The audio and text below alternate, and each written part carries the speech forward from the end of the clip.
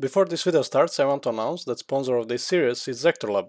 They are a team of talented artists that excel in real-time character designs. They were also generous enough to give me and my community 30% discount on all of their products. You can find coupon code and link below in the bio. Just quick reminder that this episode is about animation blueprints and blend spaces, so if you already have a functioning AI that has animations and the blend spaces set up, then you can skip this video. But if you don't, I really highly recommend you watching this one. Hello guys and welcome back. So in the last episode we saw we have the AI that is slowly chasing us, but now let's create animation blueprint for it. So by creating animation blueprint, we're gonna set this character, we're gonna give him some life, let's say. Okay, so let's go inside of our AI, and here we're gonna do the stuff. So we can create new folder and call it animations. Let's just make this smaller, like that. My OCD is kicking in, don't mind me. Okay, so in animations, we can right click and we can create animation, or we can also go to our cruel doll. We can go to our meshes, and here we have this skeleton. And if we right click on the skeleton, we can create animation blueprint of from here. So this is also the way you can create animation blueprint. So let's call it ABP a cruel doll. And also I can keep it here, but I can also, if I want, bring him right into animations, right there. So now we have this animation blueprint, which does literally nothing right now. And if we went and gave it an idle, for example, I didn't want to open that. So if we pull this idle and connect it and compile it, as you can see, even now if we go in the game, first of course we need to give the character the blueprint. So this animation blueprint is worth nothing if we don't select it. So inside of our BP Cruel Doll, our AI character, here we already have using animation blueprint enabled, and now we need to find a BP Cruel Doll that we just made. And as you can see, by default now it's gonna play the idle animation, but that's not all that we want. So what we could do also is basically add the walk animation, and she would walk, right? And we could do this with blueprints, but there is no point doing all of that when Unreal Engine made it really easy for us with the state machines. But I can show you what is happening there, and the problem is it's not looping. So if I press it to loop, as you can see, the character is going, but it's not standing in place. And reason for that happening, when we have the character and he's basically just stuttering in the place, this is all connected due to the root motion not being locked to be in the place. But we're gonna be fixing this today at the end of this episode. I just don't want to, just fill you with the information. I think it's not really a good way to learn. So first we're gonna set up the character to work properly, and then we're gonna tweak these little things, okay? It's basically a very easy one tick, but I want you to understand what's happening. Okay, so we are gonna go to our ABP here. And here we already have this walk, but wouldn't it be great if we can basically replace this? Because right now we can make a blueprints and make it do idle, do walk, but why would we reinvent the wheel when we already have something that's called Blendspace for that? So first thing that we're gonna do right now, before we start with anything, we're gonna create blend spaces. Now what is blend space is basically you will blend animations together. So as it says, allows multiple animations to be blended between based on input parameters. So what this means is, for example, if we are going 250 walk speed, then we might play walk animation. If we are going 600 speed, then of course we want to play sprint animation. Also, we can play idle animation. If the character velocity is equal to 0, vector length is equal to 0, then we want to play the idle. So this is a very good thing that we have inside of our Unreal Engine. And there is also the 1D, Blendspace 1D, which is located in Legacy. And what Blendspace 1D does is it does the same thing as the Blendspace normal Blendspace with more directions. But the thing is that Blendspace 1D has only one direction. So you can only make one line that's going to be like, for example, speed. But in Blendspace, the one with that's not 1D, we can basically make it so we have direction, speed, etc. So if we have a character that can move left and right, so if you have a walk left, walk right, then you would want to use Blendspace because you can then set direction as well. But for this special character that I'm using, that I got on the Zector Lab, we only have the animations to go forward. So we're going to utilize it, and we could use Blendspace 1D, but I'm just going to use Blendspace because it doesn't really matter, because I guess some of you will also have the other animations. It all depends on your projects. But let's use Blendspace, and now we need to select our cruel doll to be our skeleton and call it idle walk run BS, standing Blendspace. So this one is basically going to be for to blend. This is sorry, my tongue is running away. This Blendspace is going to be used to blend idle, walk, and run animations. So let's go and open it up. And as you can see, we have two axes here. We have horizontal axis and the vertical axis. Now you can do whatever you like, but I like to do my speed on the vertical, on horizontal. But it doesn't matter, you can do it on vertical. It's just going to be difference, is it going to be here or here? I just find it easier for horizontal to be speed. And now, very important thing, look at your minimum value. It should be 0, but your maximum value should be speed of your AI, which we can check here in our character movement, and we can see max walk speed. Let's make it 400 actually. So our character, we can tweak this around. So if we set our AI to be speed 400, then it means this axis is also going to be 400. So now there comes in play our animations. So as you can see here, now we can have from 0 to 400. Let's get our idle animation first. So you can select idle animation, and while you are selecting it, you can press left shift, and then you're gonna snap it to the grid. And let's put it 0, 0. That's basically gonna be our idle. We can easily pause this. Now let's find our walk animation as well, so we can be careful with the enters. So here we have we can use scary walk to make it a little bit creepier. So again, pull it there, press left shift, and now we can, for example, put it 200. It might be too fast at 200. If you press play, might be too fast, but we're gonna see. When you are doing the animation, it's all about tweaking. So you need to really tweak it to be as crisp as possible. So this is crawl run, doll run, and this is the scary run. Oh, I select everything. So scary run is going to be there. Here I was testing something with the other. This you can leave it at 0. So this one doesn't matter if you don't have the directions. So don't even worry about it.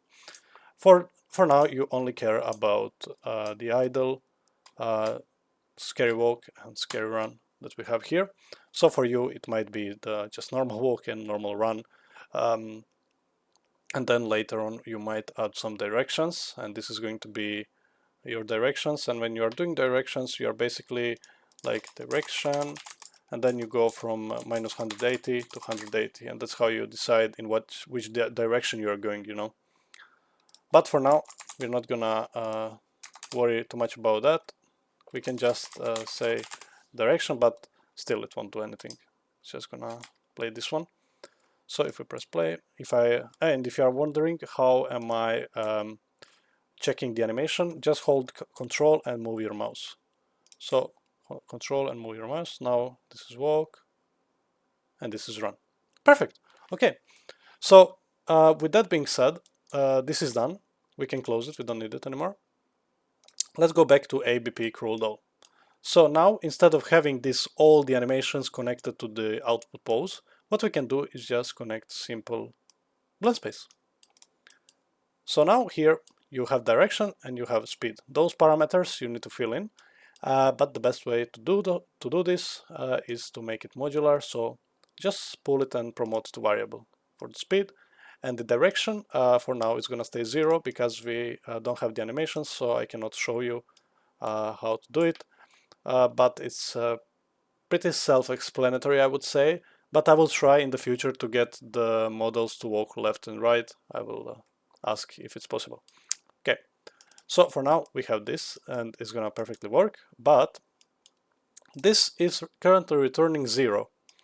And this is very important because this variable is gonna tell us how fast we want our character to go here, you know? Because now it's 0, so our character is standing in the place. But if I make it 100, my character is going to run, as you can see. And it's running and it's not staying in place. So before we continue with anything, we're gonna do the thing that I told you. We're gonna fix the character to stand in the place, and then we're gonna come back to this variable. Okay. So if you are using the asset that I'm using and you have this problem, all you have to do basically is go to the animations of your Cruel Doll. And now you would want for every here animation that you have, so you can open one by one, but for now I'm just going to do the idle so I don't spend your time. So in the idle, let's type in force, and we have force root lock. Make sure you lock this. Also, here is carry walk. We are also gonna force root lock. So what this is doing is basically we're gonna lock him to stay in the same place, because he has his root bone, this character. Force root lock for that as well. And basically what's happening is if we go inside of our meshes and we open the skeleton, as you can see, this character has a root bone. So this is very high quality character. So we can control him even with his root bone. We can say, okay, stay in the place, you know. And that's why we can do that, because of the bone. Okay. So right now we have very simple follow player, but this episode is all about animation blueprint and the blend space. If you already have your character, you won't need this episode. If you already got your animations done, you can basically just skip this episode. And yeah, I'm gonna also announce this at the start of the episode. Okay. Right now we need to adjust this variable. So this variable needs to be updated and it's basically gonna make our character do the things that we want it to do in the blend space. That's basically why we created one.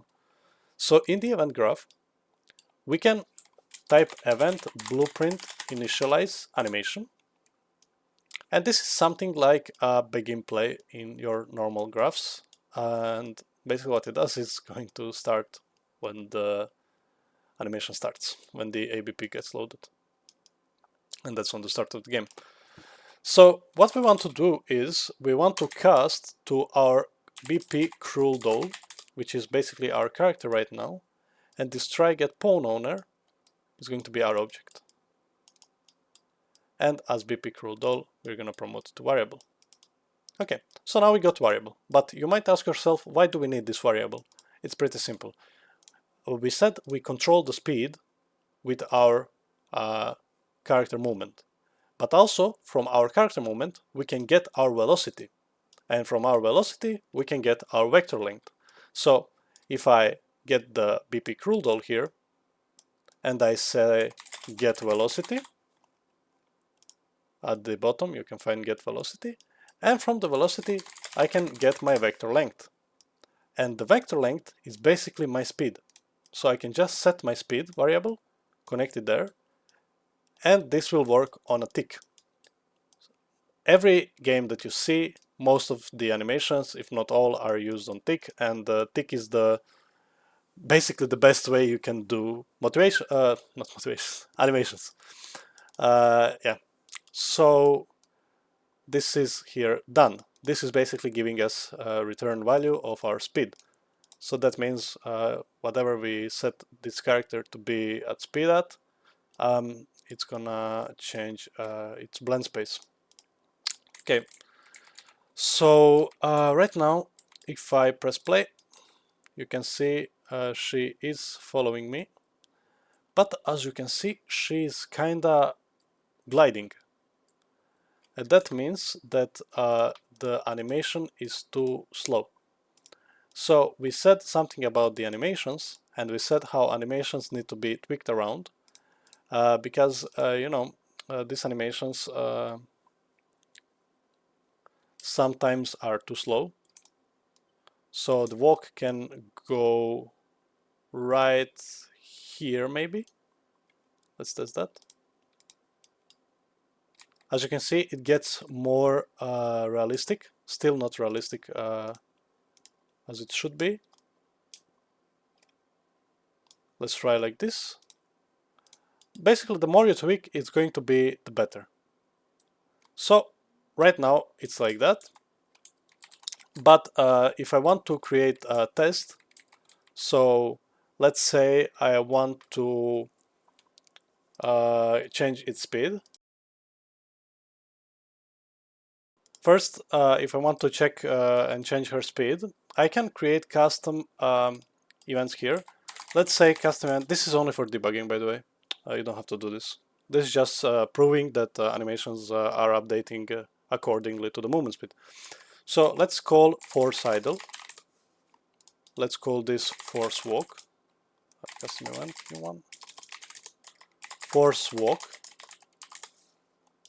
And one more, we're gonna call it custom event force run. And all that this is going to do is gonna get the character movement here. And I'm gonna set max walk speed right there.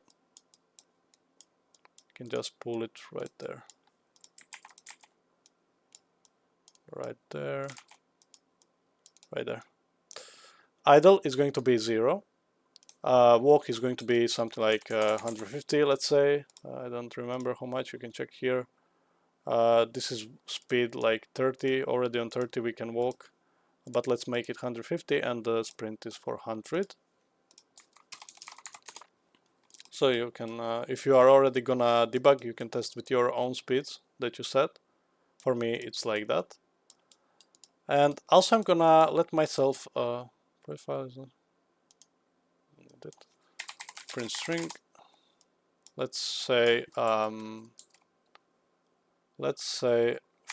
forcing idle animation.